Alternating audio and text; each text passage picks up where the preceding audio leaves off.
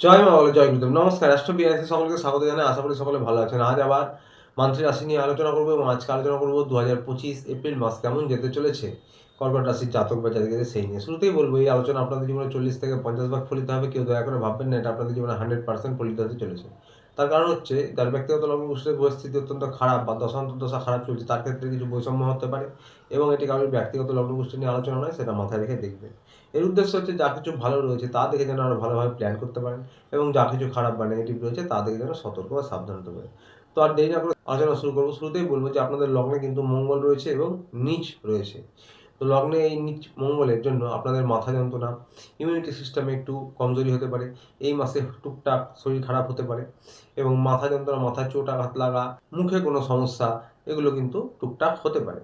তার সাথে আপনাদের কিন্তু একটু রাগ বৃদ্ধি হবে এবং মাতৃকুল যারা রয়েছেন, জ্যাঠা জেঠিমা যারা রয়েছেন, তাদের সঙ্গে কিন্তু সম্পর্ক উন্নত করুন। তাদের সঙ্গে মতান্তর হতে পারে কোনো ইস্যুতে বা মনোমালিন্য হতে পারে। মঙ্গলের দৃষ্টি রয়েছে 4 নম্বর হাউসে, নিচ দৃষ্টি। এই 4 নম্বর অধিপতি শুক্রদেব কিন্তু আবার ভাগ্যস্থানে রয়েছে এবং উচ্চ রয়েছে, তুঙ্গ রয়েছে। তো সুতরাং মঙ্গলের এই নিচ দৃষ্টিতে খুব বেশি এফেক্ট পড়বে না। মায়ের সঙ্গে আপনাদের সম্পর্ক উন্নত হতে পারে এবং কখনো কখনো মতান্তর হতে পারে। মিশ্র ফলাফল পাবেন, কারণ মঙ্গলের দৃষ্টি, নিচের দৃষ্টি এবং শুক্র কিন্তু আপনাদের যে 4 নম্বর অধিপতি, সে কিন্তু তুঙ্গে রয়েছে, সব থেকে পাওয়ারফুল অবস্থায় রয়েছে। তো সুতরাং মিশ্র ফলাফল পাবেন। তবে 60% ভালো ফলাফল পাবেন। আপনাদের বাড়ি কেনা, বাড়ি ক্রয় করা বা বাড়ি সংক্রান্ত কোনো কাজ এগোবে এবং মায়ের সঙ্গে সম্পর্ক উন্নত হবে। পৈতৃক সম্পত্তি প্রাপ্তি হতে পারে বা পৈতৃক কোনো সম্পত্তির বিষয়ে কোনো ঝুলে থাকা ঝামেলা, সেগুলো কিন্তু নিষ্পত্তির দিকে এই মাসে একটু এগোতে পারে এবং তার সাথে আপনাদের বলবো, আপনাদের সুখভাব বৃদ্ধি করবে এবং কৃষিকাজ যারা করেন, কৃষি নিয়ে যাদের কারবার, তাদের কিন্তু মোটামুটি এই মাসটা ভালো যাবে। তবে আবারও বলছি, যেহেতু মঙ্গলের নিজ দৃষ্টি রয়েছে, তো সুতরাং কিছু কিছু ক্ষেত্রে একটু মতান্তর হওয়া, কোনো কোনো কাজে একটু বাধা হওয়া, এগুলো হবে। তবে সফলতা হবে, কারণ আপনাদের যে রাশি বা লগ্ন অধিপতি, 4 নম্বর ঘরের যে অধিপতি, সে কিন্তু তুঙ্গে রয়েছে শুক্রদেব এবং ভাগ্যস্থানে রয়েছে। তো সুতরাং ভাগ্য সাথ দেবে আপনাদের। শ্বশুর বাড়ির সঙ্গে কোনো কোনো বিষয় মতান্তর হলেও সম্পর্ক আপনারা উন্নত করতে পারবেন এই মাসে। পেট, যকৃৎ বা পেট রিলেটেড কোনো সমস্যা হতে পারে এবং বুকজনিত টুকটাক ছোটোখাটো কোনো সমস্যা হতে পারে।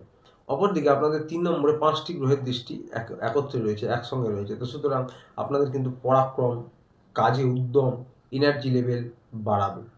তার সাথে আপনাদের প্রতিবেশী আত্মীয়-স্বজন যারা রয়েছে, তার সাথে আপনাদের ভাই বোনদের সঙ্গে সম্পর্ক উন্নত করতে পারবেন এবং আপনাদের কিন্তু শত্রু দমন করতে পারবেন। সাহস বৃদ্ধি করবে আপনাদের এই দৃষ্টি এবং এর ফলে কিন্তু আপনারা প্রতিযোগীদেরকে পেছনে ফেলে এগোতে পারবেন। আপনাদের মধ্যে একটা এনার্জি থাকবে এবং নতুন উদ্যমে কিন্তু আপনারা এই মাসে কাজ এগিয়ে দিতে পারবেন।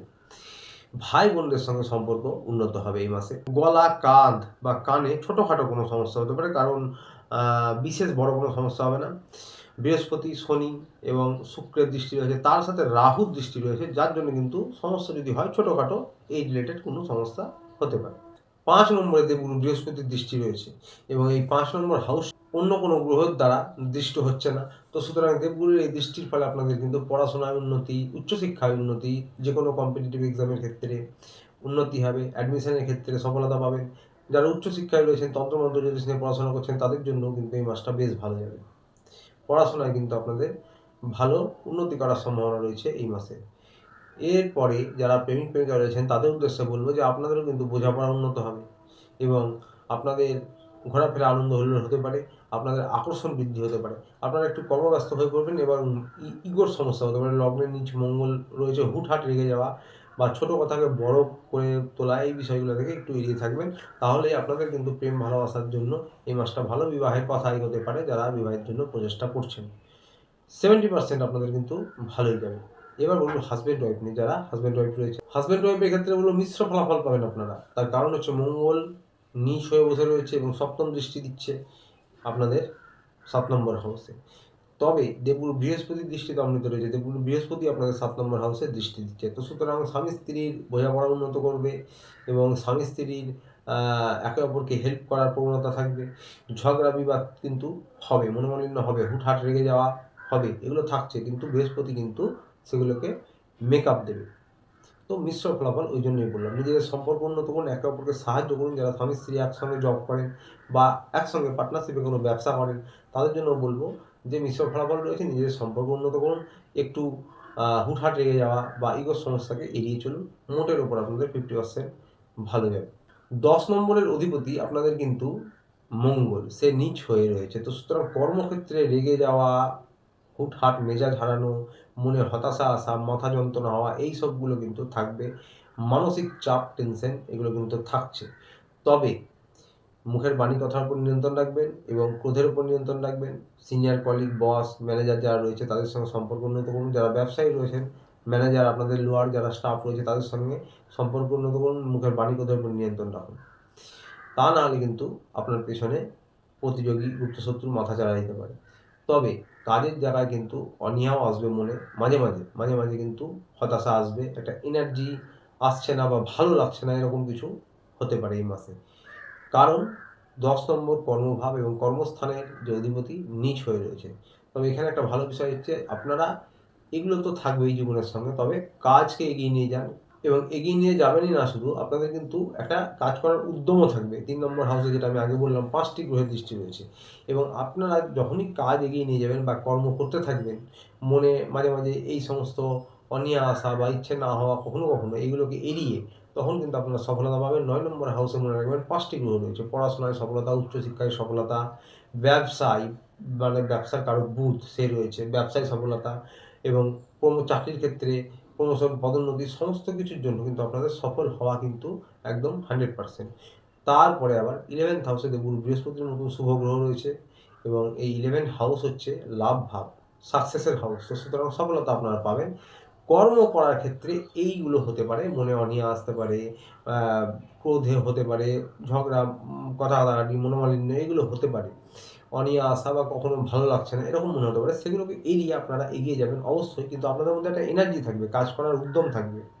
3 নম্বর হাউসে আপনাদের 5টি গ্রহের দৃষ্টি পড়ছে একসঙ্গে এবং আপনাদের পরাক্রম বাড়বে, সাহস বাড়বে। আপনারা কিন্তু কর্মব্যস্তও থাকবেন এই মাসে, ট্রাভেলিং বেশি হবে, ছোটাছুটি করতে হতে পারে বেশি। তো সুতরাং কর্ম করে এগিয়ে যান। ব্যবসায়ী ক্ষেত্রে, চাকরি, বেসরকারি, সরকারি চাকরির ক্ষেত্রে, সরকারি চাকরি যারা করছেন, সরকারি চাকরির প্রচেষ্টা করছেন, যারা রাজনৈতিক ফিল্ডে রয়েছেন তাদের জন্য বলবো সময়টা পুরো মাসটা জুড়েই মোটের ওপর ভালো।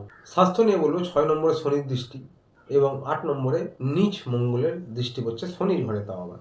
তো সুতরাং চোট আঘাত লাগা, মাথায় চোট লাগা, যে কোনো জায়গায় চোট লাগা এবং অ্যাক্সিডেন্ট হতে পারে, ট্রাভেলিং সাবধানে করবেন, চলাফেরা সাবধানে করবেন, পেটে, ডান পায়ে কোনো সমস্যা হতে পারে, বাঁ পায়েও চোটাঘাত লাগতে পারে বা সমস্যা হতে পারে।